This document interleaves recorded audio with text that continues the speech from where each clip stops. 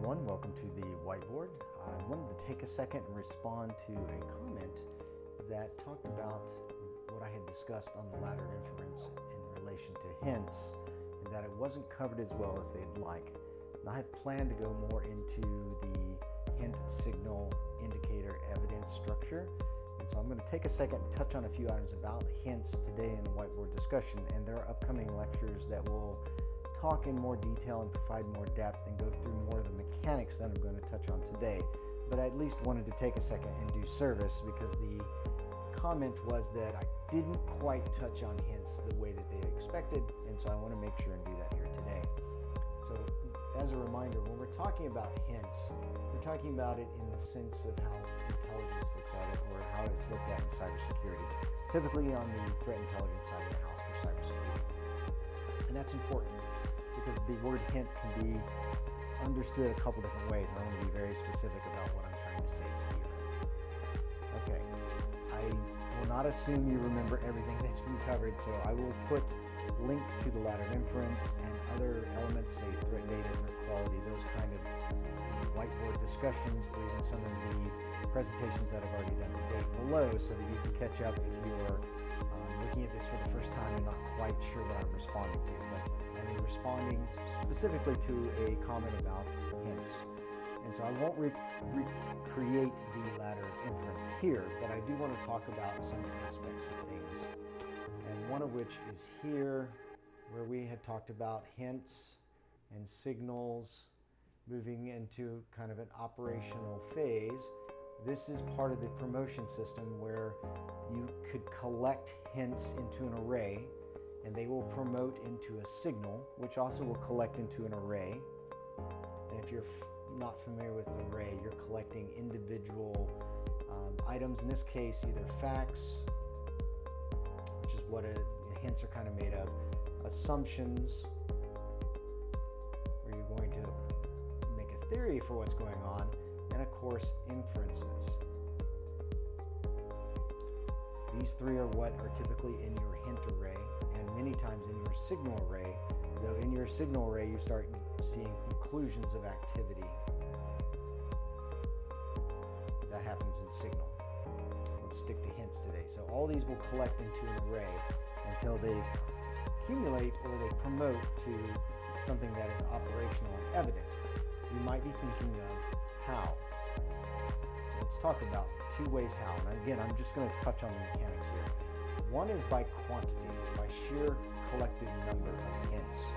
They will accumulate to a certain point based on the pattern you're looking at. And all of this, the other side of the array, so you have an array of hints. And in this list of items, its partner is a pattern or a fingerprint of activity. And these are built from historical observations of things that have happened.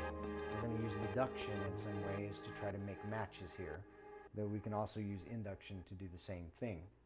In most cases, though, we'll deduce from what we see here, matches towards this pattern that we've defined represents a particular set of operational activity or a signal of operation activity. And we'll either use quantity or use quality to define a promotion from a hint to a signal. As a quick reminder, the operational life cycle for an attacker moves through certain phases.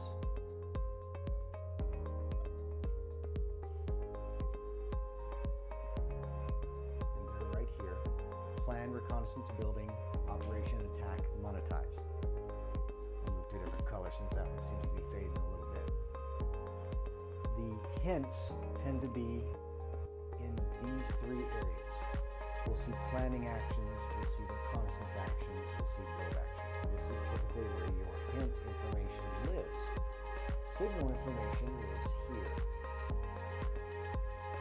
And of course, operational activity lives in operate, attack, and monetization. To a certain extent, monetization can wrap around and become a hint, especially if you're looking at something historical or after the fact. All of these go into an array, which are then matched against patterns. And the reason why it's important to have both a quantitative match and a qualitative match is the sheer count of activity can promote something out from a hint to a signal. And what we're measuring here is a hint of activity against someone, a signal of activity against someone, or you're operational against someone. That's the kind of question that we're answering here when we collect this information. And I'm going to give you some examples, so I won't end without doing that. I'll try to stay away from digging into signals because the other lectures are much more detailed, and I'm probably going to answer the questions you might have of how, what, where, the mechanism itself. But just know that there are two ways to promote things out of each array, and they're always being matched against a pattern or fingerprint of activity that matches an actual attack or actual stage of an attack, which is why you have a qualitative match.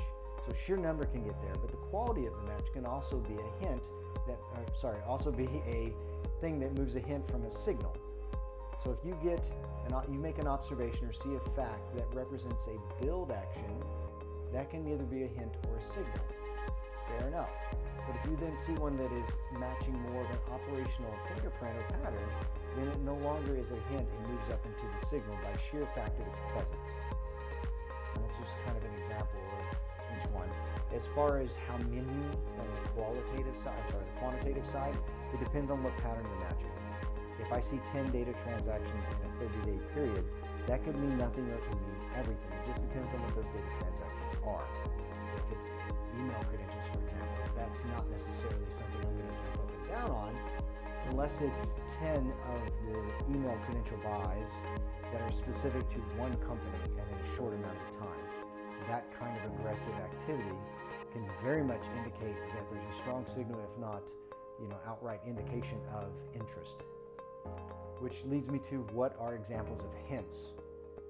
So let's define actor 1. I'm just going to use actor 1 here. And we're going to define also company, that's a C, company A. And company A is going to be a medical company. They're in the medical industry of some kind. All right, so if we see actor 1, so A1, this is A1. We see Mr. Steak Sauce there, A1 Steak Sauce. He buys email creds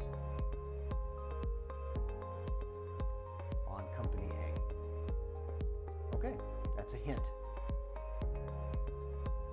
We can't make any inferences yet because we only have one thing in isolation, but we might make the assumption clearly that there's an interest in company A, but that's only a hint of activity. It's not enough to take action.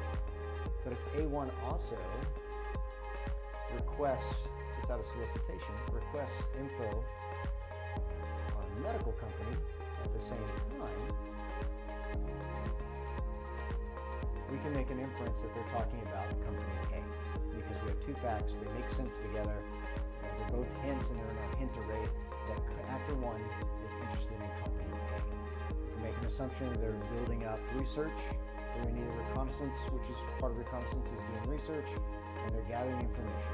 Okay, early part of the phase. And that's, again, good. We can make inferences and assumptions of activity. Nothing to be done yet, just something to watch in case that tends to mature farther. Now, if we see a sale of a copy of Company A's website,